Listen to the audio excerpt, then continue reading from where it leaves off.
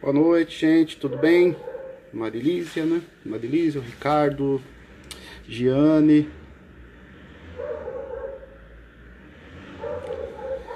Vamos aguardar, temos mais 5 minutos, né? Temos mais 5 minutos para a gente iniciar a nossa live. Priscila, tudo bem, Priscila? Né?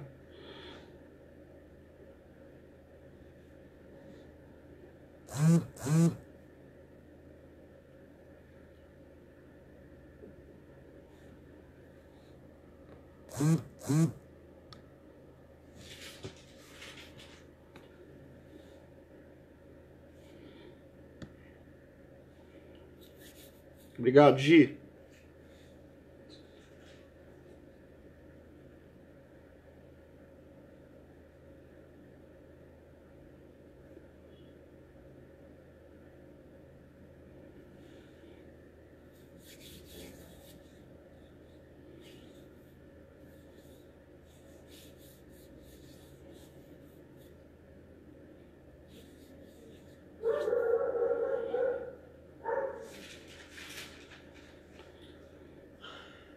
Então, gente, temos ainda mais 4 minutinhos, 3 na verdade, né? 3 minutinhos, tá? Aí a gente inicia a live da noite, tá?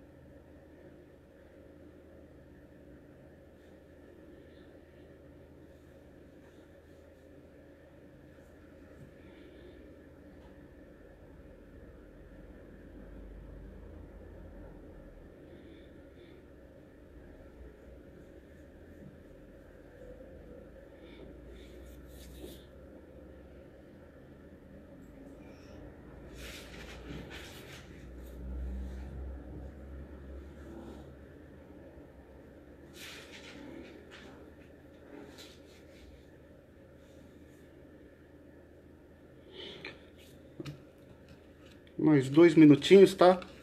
A gente já começa aqui diretamente dos estúdios da minha casa. Tem uns palestrantes aí com os estúdios mais chiques, mas o meu é sempre mais limpinho, viu? Meu estúdio aqui.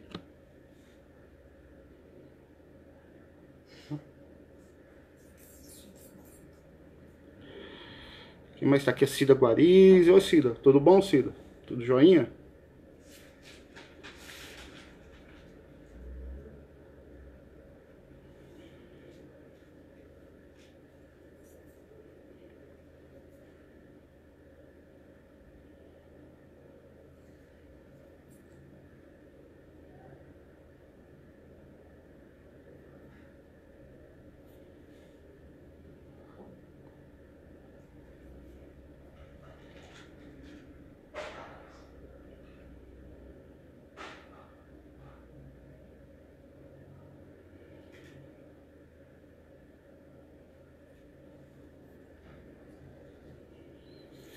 Mais um minutinho a gente já começa, tá, gente?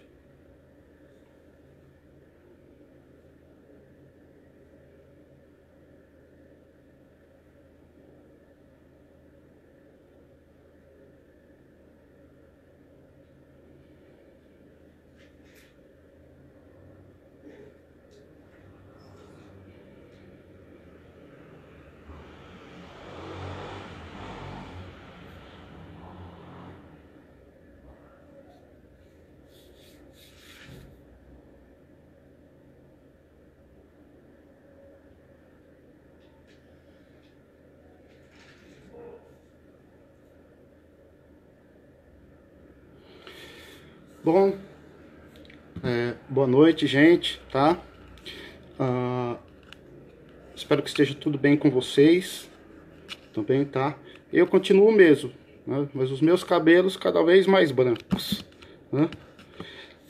Bom, gente, antes de iniciar a live da noite, tem os recados da nossa casa serem dados, tá? O primeiro deles é o seguinte, nesse sábado, tá? dia 13, nós vamos fazer novamente o nosso drive-thru para arrecadação de alimentos, tá? Para a gente continuar dando continuidade. Continuar dando continuidade é boa, né? Para darmos continuidade às nossas atividades sociais, tá? O último drive-thru que fizemos foi um sucesso, tá? Para nós ficamos muito felizes, tá? Conseguimos garantir as cestas básicas do mês de maio e agora do mês de junho, que vai ser entregue amanhã, inclusive, tá? E inclusive conseguimos até auxiliar outras pessoas a mais do que as das famílias que temos cadastradas em nossa casa. E aí o drive-thru deste sábado será para que nós consigamos garantir as cestas básicas do próximo mês de julho. Tá? Então, aqueles que puderem colaborar conosco, trazendo um quilo de alimento não perecível, tá? Nós também estaremos arrecadando também nesse dia cobertores e guarda-chuvas usados, tá? Os guarda-chuvas usados para quê? A gente aproveita deles o tecido, porque com o tecido nós temos uma amiga nossa frequentadora da casa que ela confecciona sacos de dormir. E aí esses sacos de dormir, juntamente com os cobertores, nós levamos para os nossos irmãos que vivem em situação de rua, nas atividades que temos todo sábado. Tá? Então, quem puder colaborar conosco, tá? O dia do drive-thru, do nosso drive-thru, será nesse sábado, das 14 às 16 horas, tá bom? O pessoal vai lá com o automóvel dela, entrega a doação para nós e já pode ir embora para sua casa, tá? Tudo tranquilo, vamos estar lá de luva, máscara, tudo certinho, tá bom, gente? Então quem puder colaborar conosco, seremos muito gratos, tá? E um outro recado, gente, quem quiser, tá? Quem quiser achar que é interessante, achar que é legal, tá? Antes de iniciar, tá? Até a prece, para darmos a abertura à nossa live. Quem quiser pegar uma xícara, um copo, uma caneca e colocar água, como eu fiz aqui, tá? Colocar água para fluidificar, tá bom? É interessante também, tá? Não é algo que seja obrigatório, não é algo que seja, sim, ritualisticamente falando, que tenha que se fazer. Então, não, é quem quiser, quem achar que é interessante, quem achar que é legal, tá bom? Tá? E no mais, tá? Só peço para orarmos, tá? A nossa prece inicial, de uma maneira que nós possamos nos conectar com Deus, com Jesus, com a espiritualidade, com a corrente amiga, tá? Para que a gente esteja aberto aos ensinamentos que nós colocaremos aqui na noite, tá? E que a nossa mente seja conectada com uma espiritualidade maior, tá bom? Então agora convido a todos aqueles que quiserem sentirem mais à vontade para colocar a nossa mente e o nosso coração conectados com Jesus, e que essa conexão nos proporcione um momento de reflexão, um momento de aprendizado e um momento de muita paz e equilíbrio para todos nós. Jesus, nosso amado mestre, amigo e companheiro, nos envolva em todo o seu amor e em todo o seu entendimento. E que a sua serenidade tome conta do nosso coração, para que façamos dos nossos momentos, dos nossos dias e da nossa vida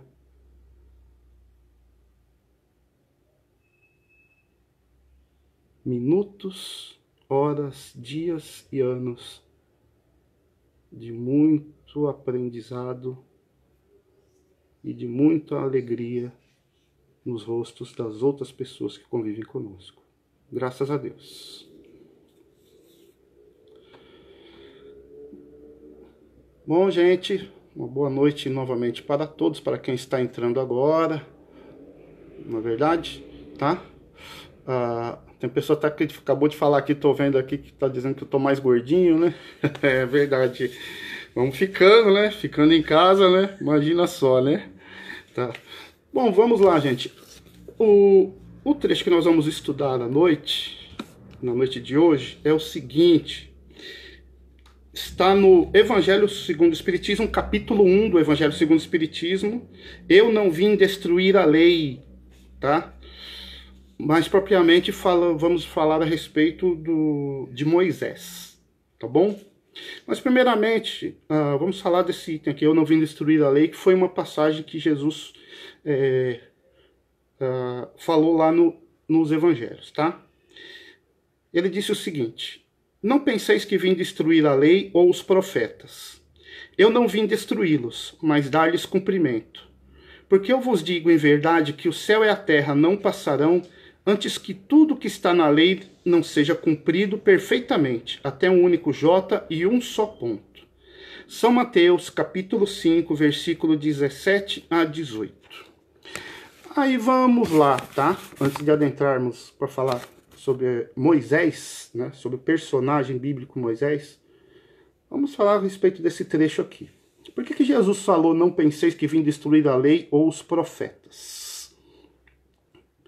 Eu não vim destruí-los, mas dar-lhes cumprimento. Antes de mais nada, precisamos saber o que queria dizer essa questão, lei e profetas. Aí a gente vai entender melhor essa parábola. Primeiramente, para o povo judeu, Jesus estava falando para o povo judeu. E além disso, ele era um judeu. Tá? Para os judeus, lei são os 5 primeiros livros da Bíblia, tá? Que é a chamada Torá. A Torá em hebraico quer dizer lei. Tá? Isso era o que os judeus chamavam de lei. Os 5 primeiros livros da Bíblia, que são Gênesis, Êxodo, Levítico, Números e Deuteronômio. Tá? Esses são os 5 primeiros livros da Bíblia no Antigo Testamento, tá? E esses 5 primeiros livros são os que os judeus chamam de lei. Profetas. O que seria profetas aqui nesse trecho aqui? Profetas seriam todos o quê? Todos os outros livros do Antigo Testamento. Que são quais? Do livro de Josué até o livro de Malaquias, tá? Que estão aonde? Aqui, nesse pequeno e singelo livro, tá? Chamado Bíblia, tá bom?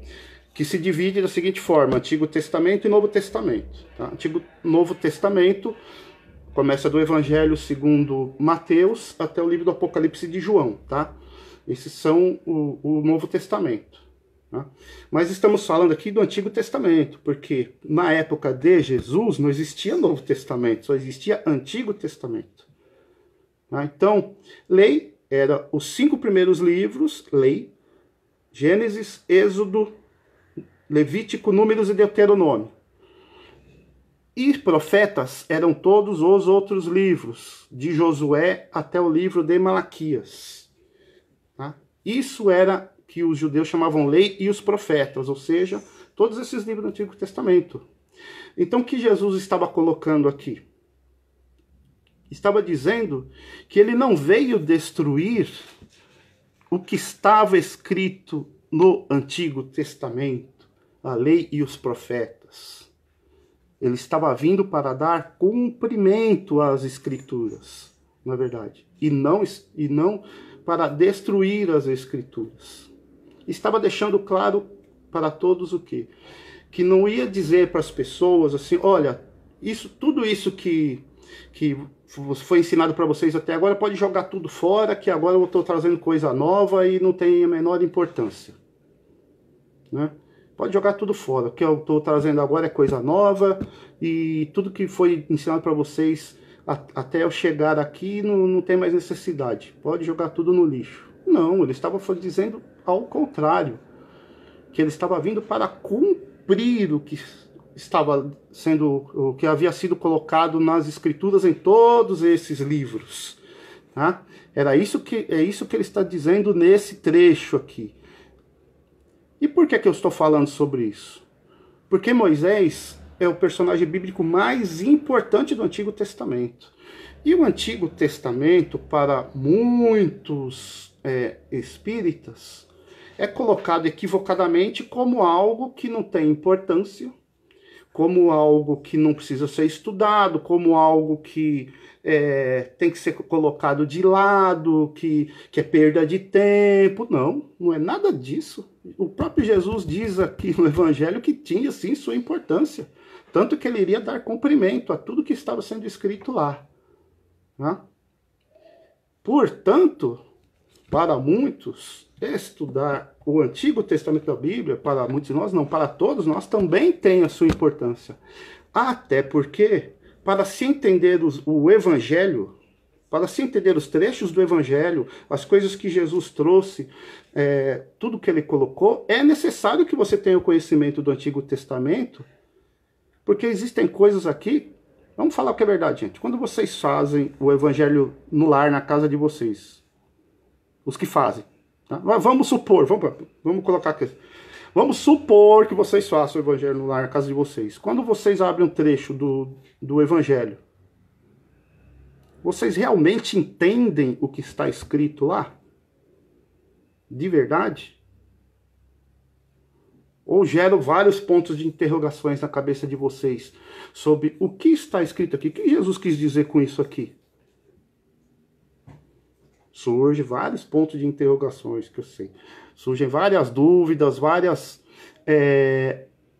perguntas a serem feitas, mas não estou entendendo nada que Jesus está falando aqui, porque ele está falando isso e tal. Sim, por que nós não entendemos muita coisa?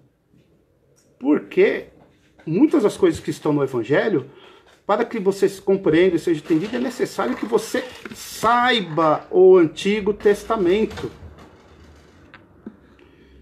Porque Jesus falava para os judeus. Então ele falava das coisas que eram realidade do povo judeu, eles falavam sobre as coisas que faziam parte da cultura judaica, da história do povo judeu, dos personagens históricos do povo judeu, dos heróis, dos grandes reis, do cotidiano que eles viviam e daquilo que eles tinham aprendido. Portanto, para se entender várias passagens dos evangelhos, muitas, né? Eu não vou falar a porcentagem, mas muitas e muitas mesmo, é necessário que você tenha um conhecimento, pelo menos básico, do Antigo Testamento, né? Para se entender o que Jesus estava dizendo. E uma delas é esse trecho aqui, né? Se você não souber que lei são os 5 primeiros livros e profetas são todos os outros livros do Antigo Testamento, você não consegue entender o que Jesus realmente está dizendo nessa parábola que eu acabei de explicar para vocês. Tá? Essa é a real importância.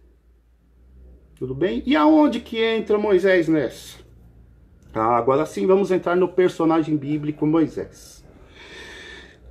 Primeiramente, Moisés é um dos grandes profetas do Antigo Testamento, considerado, tá, esse personagem bíblico. E antes de mais nada, a gente precisa explicar o que é profeta. Tá? Diferentemente de que muitos entendem, sabem, acreditam, profeta não é quem prevê futuro. Profeta, o que é na verdade profeta? Profeta é quem professa uma ideia, uma filosofia, uma crença, é quem professa, quem dá ensinamento de algo. Isso é um profeta. Tá? Não tem nada a ver com prever futuro. Mas por que dizem que quem prevê para o futuro, profecia, por que se ligou a palavra profecia, a profeta? É porque, de vez em quando, alguns dos profetas judaicos previam algum acontecimento futuro. É por isso. Mas eles não eram chamados de profetas porque previam o futuro. Na verdade, a palavra profecia vem depois da palavra profeta, não ao contrário. Tá? Eles eram chamados profetas porque eles professavam ideias, professavam ensinamentos, professavam informações a serem passadas para as pessoas. Tá? E o Moisés foi um desses grandes profetas, um dos grandes profetas. E qual que é a história de Moisés, desse grande personagem bíblico? Vamos lá. Vamos relembrar todos vocês, tá? Da aula de catecismo que vocês fizeram com a professora Maria Aparecida, quando vocês tinham lá 5, 6, 7 anos de idade, 8, né? sobre esse personagem. Quem foi Moisés? Vamos primeiro contar a história. O povo israelita, tá, estava já há 400 anos vivendo em escravidão no Egito. Tá, vivendo em forma de escravidão no Egito. E chegou um momento que o povo ficou tão numeroso lá no Egito, que o faraó que governava lá na época, ele ficou com medo que essa população se rebelasse contra os egípcios, porque eles estavam crescendo demais em número. E aí o que esse faraó ordenou que fosse feito? Que todas as crianças de 0 até 2 anos fossem mortas, para que fosse controlada a população judaica, que vivia lá em escravidão no Egito. E aí, sendo assim, os guardas, os soldados egípcios, obedeceram a ordem e foram executando essa ação. E a mãe de um pequeno garotinho que vocês conhecem pelo nome de Moisés, né? Uma moça de nome Joquebed, né? Uma moça de nome Joquebed, ela fez o quê? Pegou o seu filho, tá? Pegou o seu filho, que era recém-nascido, colocou numa cesta feita de vime, de palha, e como ela sabia onde que uma das princesas egípcias costumava se banhar ali no rio Nilo, ela pegou essa cesta com o filho dela e colocou ali na água do rio para chegar bem próxima a essa princesa.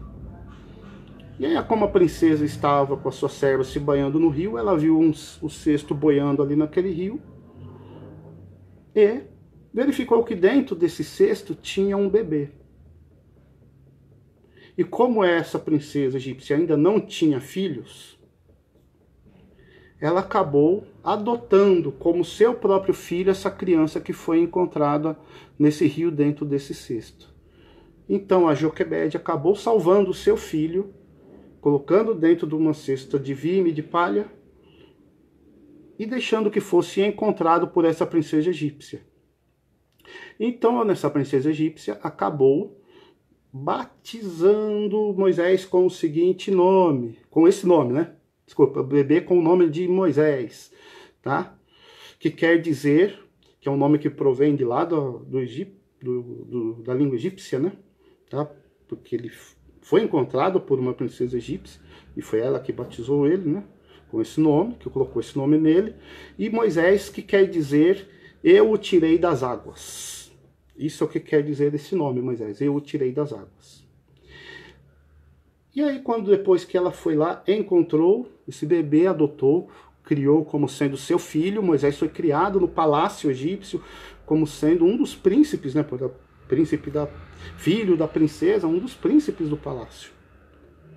E quando se tornou adulto, sem saber ainda que, na verdade, ele era israelita e não egípcio, quando se tornou adulto,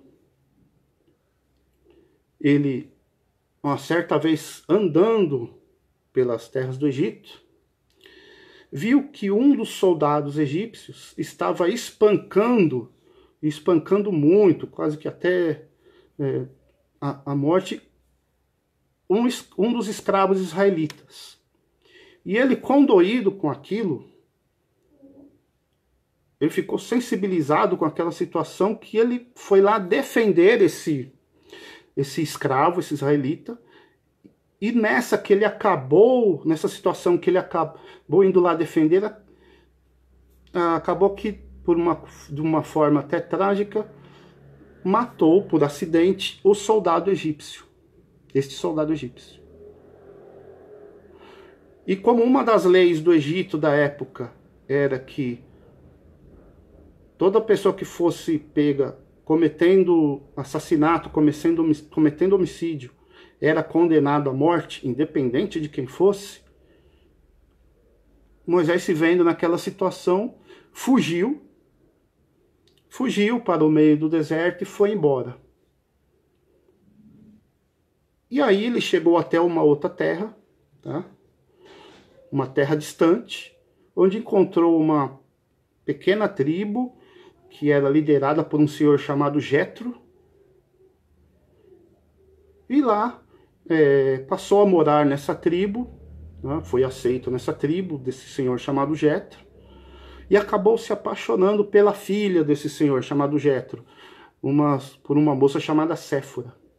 E lá trabalhou para esse senhor chamado Jetro como sendo pastor, aprendeu a ser pastor, né, de animais, ovelhas, gado, enfim, para esse senhor chamado Jetro. E passou lá durante 80 anos, passou nessa tribo. Até que depois de 80 anos, não, desculpe. Quando ele já estava com 80 anos de idade, tá, ele fugiu do Egito, ele era bem jovem ainda. Bem jovem. Ali no período de adolescência para adulto, em torno de 18, 20, 19 anos, alguma coisa nesse sentido, tá? E quando ele estava com 80 anos de idade, vivendo nessa tribo, certa vez ele pastoreando um dos seus animais, ele verificou que havia um arbusto chamado sarça, tá? Um arbusto que é muito abundante naquela região. E esse arbusto chamado sarça estava em chamas, estava pegando fogo, é a conhecida sarça ardente. E desse arbusto que estava queimando, pegando fogo, de lá saiu uma voz, né? Ele ouviu uma voz sair de lá, e essa voz se apresentou a ele como Yahvé, o Deus do povo de Israel, né? Ao qual ele estava dando a missão para que Moisés fosse lá libertar o seu povo que estava em escravidão no Egito. E aí Yahvé, né, que portuguesamos aqui para o nome de Jeová, né? Mas o nome, na verdade, é Yahvé, é um dos nomes que os judeus davam para Deus, tá? Yahvé é nome próprio, não tem tradução, tá? Yahvé disse para Moisés, colocou na mão de Moisés essa missão de ir lá libertar o povo de Israel da escravidão. E aí, indo libertar o povo de Israel da escravidão, teve que ir lá conversar com o faraó que governava na época, que já era outro faraó, né? O faraó Ramsés II, que já era outro faraó, e foi lá conversar com ele para negociar a libertação do povo de Israel da escravidão do Egito. Uma negociação que não foi fácil, tanto que, segundo as escrituras, aqui no livro, no livro de Êxodo, tá?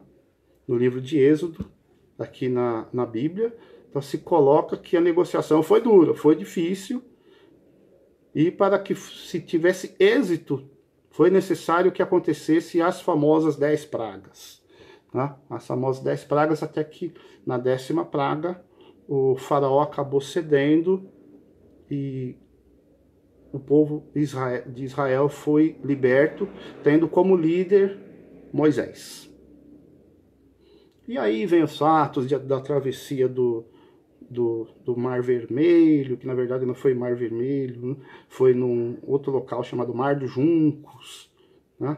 Mar dos Juncos, a travessia desse local chamado Mar dos Juncos, para a região do deserto, onde iria ser iniciada a busca da terra prometida, da terra que havia sido prometida por um outro profeta lá do passado, chamado Abraão, que iria ser a terra desse povo escolhido por Deus. E eles passaram 40 anos vagando pelo deserto até iniciar a busca da terra prometida, enfim. E durante esse tempo que eles passaram vagando pelo deserto, até chegar às primeiras batalhas pela busca da terra prometida, foi quando foi anunciado a Moisés aquilo que nós mais conhecemos da chamada lei, né? Que são os 10 mandamentos. Os 10 mandamentos que foram anunciados para Moisés, segundo a tradição, em 2 placas de pedra, onde Deus escreveu os 10 mandamentos com o seu próprio dedo, tal, enfim. tá? Segundo a tradição, os 10 mandamentos, que é as 10 leis mais famosas do Antigo Testamento, tá? Para os judeus.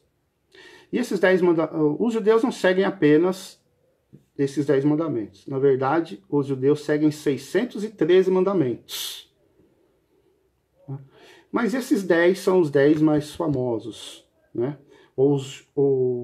Vamos dizer, os 10 principais. E como consta, inclusive aqui no Evangelho segundo o Espiritismo, tá? Esses 10 mandamentos seriam, na verdade, aquilo que está mais próximo do que podemos colocar como revelação divina, tá? Ou seja, o início do ensinamento a respeito da religiosidade, junto com moral, junto com forma de conduta para alcançarmos a evolução espiritual, tá? O início, aquilo que é chamado aqui dentro da doutrina espírita como primeira revelação, que foi passada para Moisés, que seriam os 10 mandamentos. Tá? Que eu sei que vocês se lembram de todos os 10 mandamentos, né? Que vocês lembram um por um dos 10 mandamentos. Né? Não se lembram? Sei que vocês lembram. Tá bom? Vamos lá. Vocês lembram? Ah, lembram, né? Vamos lá, gente. O primeiro dos 10 mandamentos. Não, mas vou colocar aqui, antes de falar todos os 10, tá? Explicar um por um. Que tem um dos 10 mandamentos que eu tenho certeza que vocês lembram, né? Que é: não cobiçarás a mulher do próximo, não é? Eu vou acrescentar aqui um pouquinho, vou dar o meu toque pessoal, viu, meninas?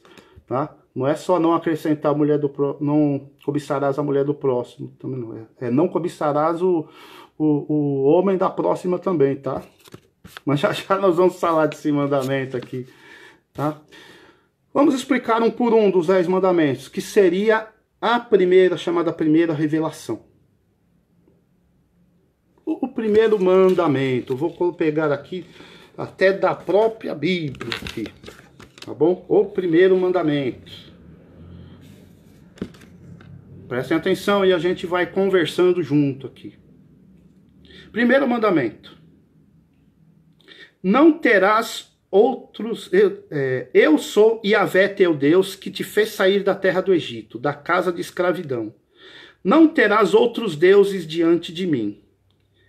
Não farás para ti imagem esculpida de nada que se assemelhe ao que existe lá em cima nos céus, ou embaixo na terra, ou nas águas que estão debaixo da terra.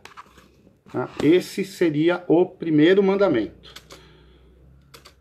Muitas pessoas colocam esse primeiro mandamento aqui, principalmente na parte aqui, que não farás para ti imagem esculpida de nada que se assemelhe ao que existe lá em cima nos céus. E não terás outros deuses diante de mim. Muitos de nós, quando vai fazer essa interpretação do que é essa lei, equivocadamente interpreta como se estivesse, por exemplo, pega, por exemplo, o caso da Igreja Católica e condena ela na Igreja Católica ter imagens dos santos de devoção das pessoas. Então, a imagem de Cristo, a imagem de Maria, enfim. Não é isso que está dizendo nesse texto aqui. Porque, historicamente, vamos verificar o contexto da época, do que isso queria dizer para os judeus. Tá? Não terás outros deuses diante de mim. Tá? Nesta época aqui, os judeus, eles ainda não acreditavam que existia um único Deus e não existia outros. Tá? O que os judeus acreditavam nesta época, tá? Nessa época aqui que Moisés começou a dar os primeiros ensinamentos para esse povo, eles acreditavam que Yahvé era um Deus mais poderoso que os outros. Era isso que eles acreditavam. Era o início da ideia do Deus único, quando este mandamento foi escrito. Então, era um início que foi feito para que, aos poucos, eles fossem abandonando a crença nos outros deuses, no chamado politeísmo, para se crer primeiramente em um único Deus. para posteriormente começarem a entender que não existia um Deus que era mais poderoso que os outros, existia sim apenas um Deus. Porém, nesta época aqui, a crença deles era que existia um Deus que era mais poderoso que os outros. Compreenderam? E sendo assim, o que acontecia nesta época que Moisés veio com essa lei para poder mudar, né? Se tivesse um pedaço de madeira e falasse que era um deus, eles adoravam aquele pedaço de madeira, adoravam aquele pedaço de pedra, adoravam uma estátua, tá? Como a estátua sendo um deus. Diferentemente do conceito, por exemplo, dos nossos irmãos da Igreja Católica, que eles não adoram aquela imagem em si, ou aquele retrato em si. Aquela imagem e aquele retrato, por exemplo, que estão nas igrejas católicas, estão nas casas dos nossos irmãos católicos, é um meio deles lembrarem desses espíritos grandiosos a quem eles chamam de santos e nós chamamos de espíritos superiores ou espíritos puros, como no caso de Jesus, né? Ou espíritos superiores, como no caso de Maria, os apóstolos, enfim, né? Nomenclatura de nome apenas, né? Portanto, esse trecho aqui não cabe dentro da crítica levada para a igreja, para os nossos irmãos da Igreja Católica, porque o entendimento aqui era outro, né? Era se parar de adorar outros deuses e se colocar Yahvé como sendo o único Deus a ser adorado, tá? O único Deus a ser adorado. Era isso. Compreenderam, tá? O que realmente quer dizer essa primeira lei, né? Porquanto, quando você busca a história, quando você busca a cultura da época, o que acontecia de fato, o contexto, você tira um monte de preconceito e um monte de conceito errado em cima até de outros tipos de entidades religiosas, né? Para a gente não ficar criticando sem o devido conhecimento, né? Vamos à segunda lei, né? Não te prostrarás diante desses deuses e não os servirás.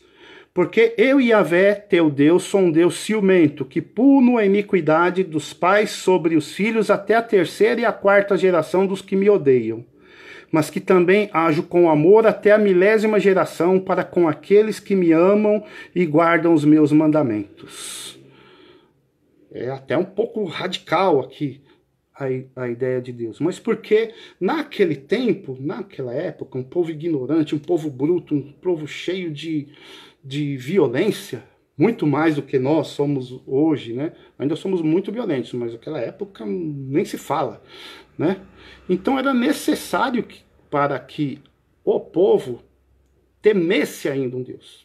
Como eles ainda não podiam ter a mesma consciência que nós podemos ter hoje de um Deus, um Deus de total amor, do amor incondicional, da empatia, um Deus que olha a todos de igual maneira como sendo seus filhos, tal, eles ainda não iam conseguir ter esse entendimento, foi que esse mandamento veio aqui como um primeiro ensinamento de que é mais ou menos assim, olha, se você fizer agir de modo que esteja de acordo com Deus, você será abençoado. Se você agir de modo que esteja longe do que seria a lei de Deus, você será castigado. Foi um primeiro entendimento. É isso que quer dizer essa lei. Tá bom?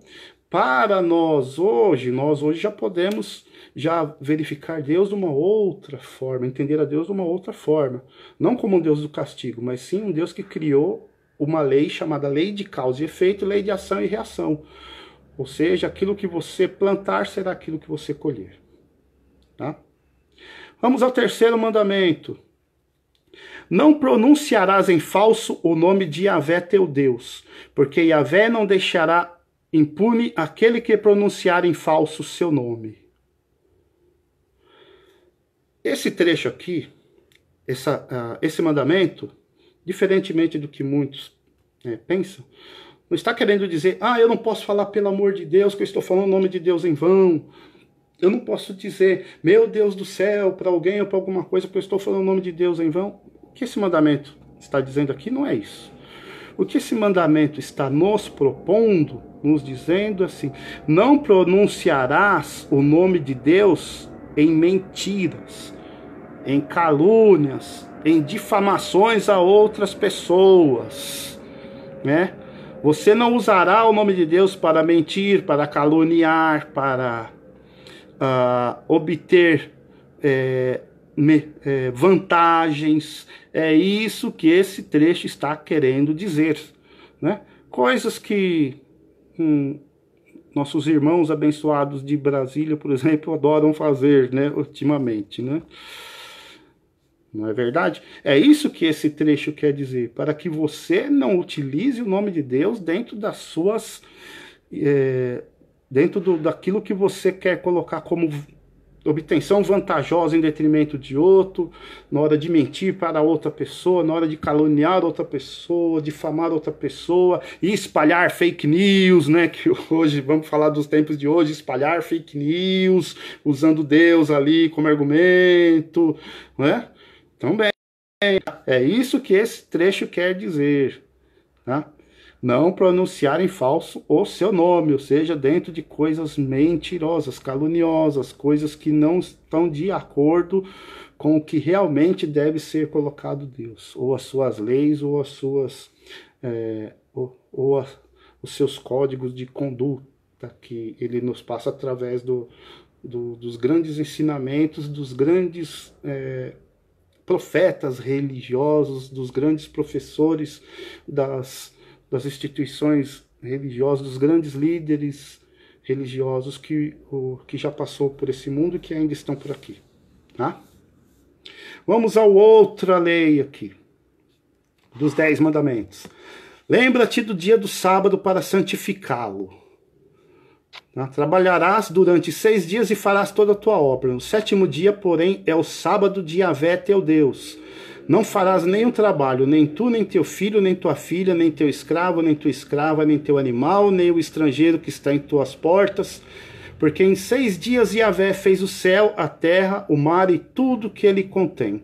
Mas repousou no 7º dia, por isso Yahvé abençoou o dia do sábado e o consagrou. Por que foi instituído o sábado aqui como um dia de descanso, né? Na verdade, não foi instituído, o sábado não foi instituído dentro dos mandamentos para ser um dia de descanso, propriamente dito. O dia do sábado foi instituído como um dia para que o povo, a população, vamos colocar aqui, o povo dessa época, o povo judeu que vivia em tribo, né, vivia trabalhando, alguns saíam para caçar, outros saíam para pastorear, outros saíam para vender os comércios em distâncias longas, nas chamadas caravanas, enfim. Então, o sábado era o dia que as pessoas se reuniam para que se tivesse um dia, foi instituído para que se tivesse um dia que as pessoas se reunissem em torno do sacerdote judaico dessa época, daquele que estava com a responsabilidade de passar os ensinamentos, de Deus e aprender. Por isso que foi feito esse dia. Foi instituído o sábado para que as pessoas deixassem de trabalhar, deixassem de fazer outros afazeres, deixassem de fazer outras responsabilidades, para que nesse dia elas se colocassem para estudar, para aprender as coisas com relação a Deus, para se estudar as coisas com relação a Deus e para que se conversassem entre si sobre isso. E pudessem ter o seu dia de oração, o seu dia de louvar a Deus, o seu dia de refletir sobre a lei de Deus, enfim. Não para descanso, como muitos pensam. Por isso que foi instituído o sábado como dia sagrado, né? Porém, lá nos evangelhos, a gente vai ver que Jesus fez lá muitos dos milagres que estão lá nos evangelhos, ele foi lá e fez no sábado, no dia do sábado. Por quê? Porque não era uma coisa, não era simplesmente um dia para não se fazer nada, como ficou entendido, não. Era um dia para se louvar a Deus, se pensar em Deus, se refletir sobre o bem, sobre o amor. E quer coisa melhor do que se louvar a Deus, do que você fazer o bem ao próximo? Do que você ir lá e curar a fome, a sede, a doença, o emocional das pessoas? Por isso que foi instituído o dia de sábado como um dia a ser guardado, mas um dia a ser guardado para isso, não para não se fazer nada, tá? Como muitos entendem, tá bom? Por isso que o dia do sábado foi resguardado, para isso, tá? Essa é a outra lei. A outra lei dos 10 mandamentos: honrai a teu Deus, desculpem, tá? Honra teu pai e tua mãe, para que se prolongue os teus dias na terra que Yahvé teu Deus te dá. O que quer dizer essa lei aqui? Honra teu pai e tua mãe, para que se prolongue os teus dias na terra que Yahvé teu Deus te dá. Essa lei está dizendo o seguinte: o honrar, no entendimento judaico, era você ir lá e aplicar dentro da sua vida todo o ensinamento que o seu pai, o seu avô, o seu tio, a sua mãe, a sua avó, ou seja, os mais velhos te ensinassem. É isso. Porque aí você irá prolongar os teus dias na terra, porque é aquela questão de se ouvir a sabedoria dos mais velhos. Quando você ouve a sabedoria dos mais velhos e coloca em prática a sabedoria dos mais velhos, você terá menos chances de errar, você terá muito mais chances de acertar.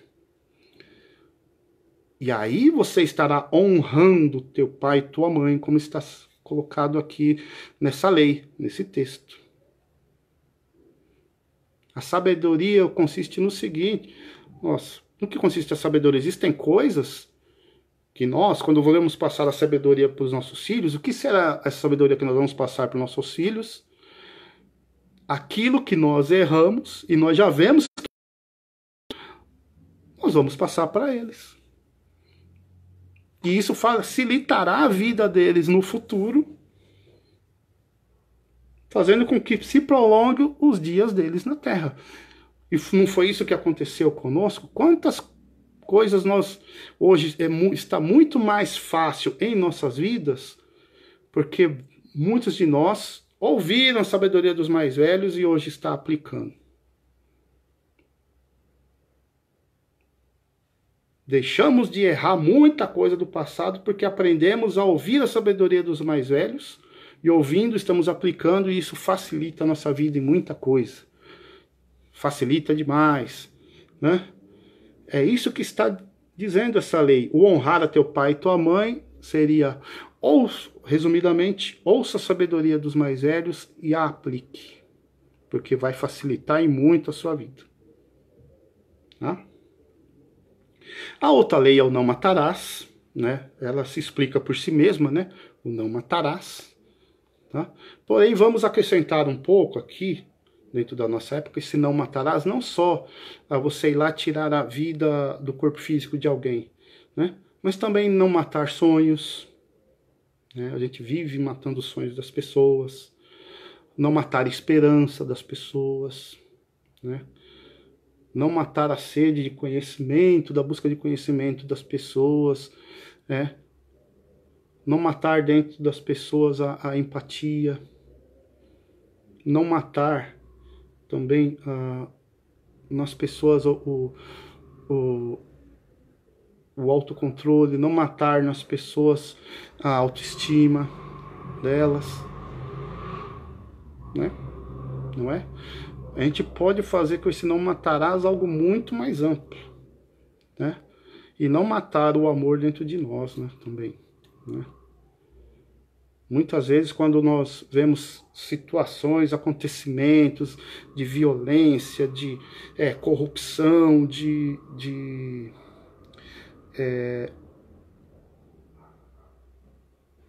desonestidade, enfim, a gente pode matar dentro de nós até o nosso amor, a nossa empatia, a nossa compaixão. Isso também temos que tomar cuidado para que a gente não mate isso dentro de nós também, né?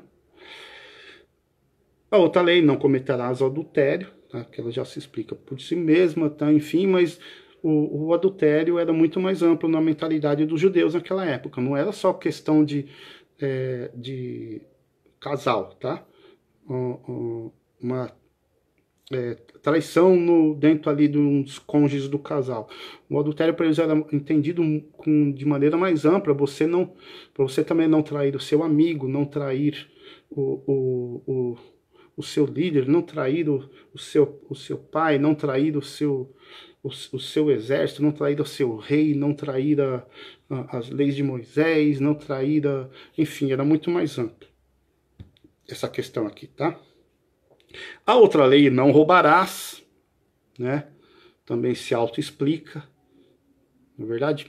Mas aí vamos ampliar também para não roubar os sonhos dos outros, para não roubar as ideias das pessoas, né? Para não roubar, às vezes a gente podemos roubar até o amor das outras pessoas, né? Roubar no sentido de tirarmos delas certos sentimentos, porque a gente vai lá e faz as nossas bobagens, damos a nossa pisada na bola, né? Tá? Enfim, né? Ou outra lei aqui, dos 10 mandamentos, não apresentarás um testemunho mentiroso contra o teu próximo. Também se auto-explica, né? Não é para você dar testemunho de mentira sobre o seu próximo. E lá falar algo que não é verdade, ou mais ainda, que você não sabe se é verdade. Fofoca, né? Lembro? Mas tá certo, desculpa, gente. Eu estou falando com espíritas, e espírita não faz fofoca, né? Espírita faz comentários, esqueci. Tá bom?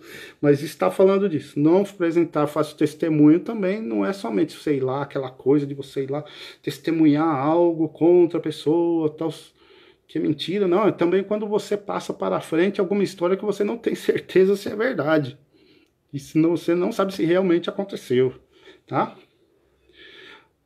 E a última das leis, tá? Dos 10 mandamentos, que é o qual tão esperada, né?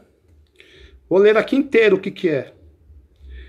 Não cobiçarás a casa do teu próximo, não cobiçarás a mulher do teu próximo, nem o seu escravo, nem a sua escrava, nem o seu boi, nem o seu jumento, nem coisa alguma que pertença ao teu próximo. Esse é o mandamento. Aí vamos entender aqui. Por que colocou aqui, não cobiçarás a mulher do teu próximo junto com a casa, com o escravo, com o jumento, com o boi, com tudo aqui? Vamos entender o seguinte, gente. Nesta época aqui, né, e durante muito tempo, inclusive, a mulher, ela era considerada objeto de posse. Não era considerado um ser humano em pé de igualdade com o homem. Era considerado objeto de posse. Ou seja, essa lei que fala não cobiçarás a casa do teu próximo, não cobiçarás a mulher do teu próximo, nem o seu escravo, nem a sua escrava, nem o seu boi, nem o seu jumento, nem coisa alguma que pertence ao teu próximo, não está falando a respeito de você ir lá e desejar o namorado, o marido, a namorada, a esposa do colega, do vizinho, não está falando a respeito de inveja, não está falando a respeito de adultério, não, tá? Está falando a respeito de inveja, essa lei. Na verdade, essa lei está querendo falar sobre não inveje as coisas que o teu próximo possui. É isso que essa lei quer dizer. E a mulher aqui está incluída aqui nesse trecho, porque nessa época a mulher era considerada objeto de posse, tá? Por isso que ela está incluída aqui. Então, mas essa lei aqui dos 10 mandamentos, na verdade está dizendo para nós não invejarmos aquilo que o outro possua, tá? Isso são os 10 mandamentos, que é chamada a primeira revelação, a conhecida na doutrina espírita como a primeira revelação. Tá? Tem muitas coisas aqui que muitos de vocês vão dizer, nossa, mas já está um pouco pesado, um pouco ultrapassado, as palavras são um pouco duras, as palavras... Sim, como primeira revelação, nós temos que entender que, como primeira revelação, foi o início daquilo que poderia ser ensinado para aquele povo, naquela época, naquele momento, e de acordo com o entendimento possível daquelas pessoas. Até que chegasse o momento mais à frente, né, com a vinda de Jesus e a segunda revelação, onde já era o momento que Jesus poderia vir e trazer o seu evangelho e complementar a lei, como ele diz, como eu disse aqui no começo da palestra, né? Que eu não vim destruir a lei, vim dar-lhe cumprimento, mas com um complemento mais... esse cumprimento, pegando essa pedra bruta, que eram os 10 mandamentos, e indo lá e lapidando e transformando num belíssimo diamante que foi os evangelhos, né? Até chegarmos hoje, onde chegamos a partir de 1857, com o Livro dos Espíritos, a terceira revelação, que é a doutrina dos Espíritos, que que os Espíritos vieram nos ensinar como e onde utilizar da melhor maneira esse diamante maravilhoso chamado Evangelho, tá? Portanto, primeira revelação, Antigo Testamento, é o diamante bruto que foi nos dado. Segunda revelação, o Evangelho de Jesus, o diamante foi lapidado e se tornou essa joia maravilhosa. E a terceira revelação, doutrina dos Espíritos, como, onde e de que maneira usar essa joia maravilhosa. E sabermos qual o real valor dessa joia maravilhosa. Isso são as 3 revelações. Essa é a importância de Moisés, tá? Que é juntamente como aquele que deu o início, que abriu o caminho para que depois viesse Jesus com o seu evangelho e a segunda revelação, e depois viesse os Espíritos,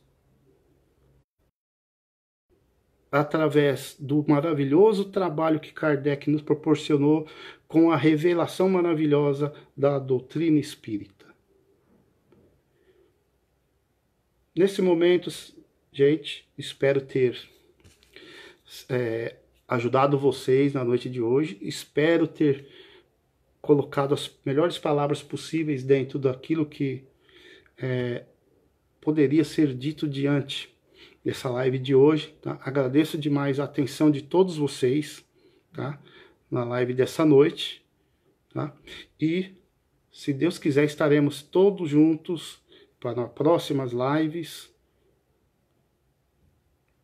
E, se Deus quiser, em maiores outras oportunidades que nos virão com certeza, tá? Agora convido a todos aqueles que quiserem se sentir mais à vontade, tá?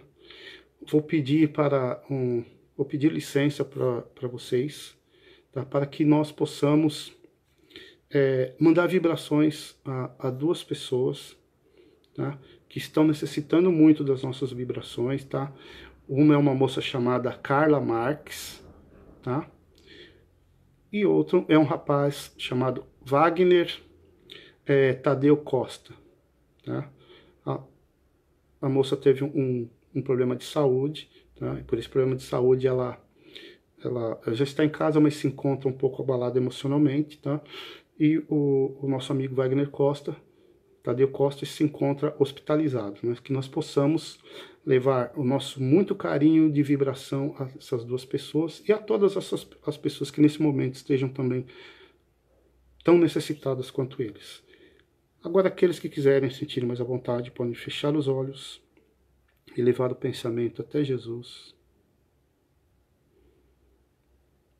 Mestre amado e amigo, que possamos entender que todo aprendizado é importante para nós. Que cada caminhada, cada estrada a ser percorrida, há um início, um meio e um fim. Tivemos o início com a revelação maravilhosa de Moisés. Estamos no meio com a revelação extraordinária de Jesus e a grandiosa revelação dos Espíritos. E que cheguemos ao fim, que na verdade não é um fim, é um começo de entendimento supremo sobre o amor e sobre Deus. Muito obrigado, Pai amado, por tudo que temos. Muito obrigado, Pai amado, por tudo que sabemos. Muito obrigado, Pai amado, por tudo aquilo que ainda vamos aprender e conhecer. Que Jesus possa abençoar a todos nós e que a nossa Mãe Santíssima possa, juntamente com a corrente amiga, ir até as casas daqueles que estão necessitando do seu carinho e do seu colo, ir até os hospitais, onde estão as pessoas que estão necessitando também do seu carinho, do seu colo, e também ir a todos os corações que querem, nesse momento, que ela entre, preencha o nosso coração de paz, amor e equilíbrio, e que sejamos pessoas que saibam honrar o pai, a mãe, os avós, os amigos e todos aqueles que convivem conosco. Graças a Deus. Obrigado, gente. Agradeço demais a companhia de vocês. Fiquem todos com Jesus, tá bom? Aguarde que daqui a pouco o Ricardo irá dar continuidade dentro de uma live para dar os recados da casa, para fazer aquilo que ele chama de merchan. O pessoal gosta, né, de ir lá dar o seu oi, falar suas palavrinhas lá, tá bom? Que também é bastante importante, tá bom, gente? Fiquem todos com Deus, fiquem todos com Jesus. Vamos tomar a minha aguinha aqui, que eu também sou filho de Deus, né? Tá? Até a próxima, se Deus quiser, tá? Beijo para todo mundo e abraço também, tá? Obrigado, gente.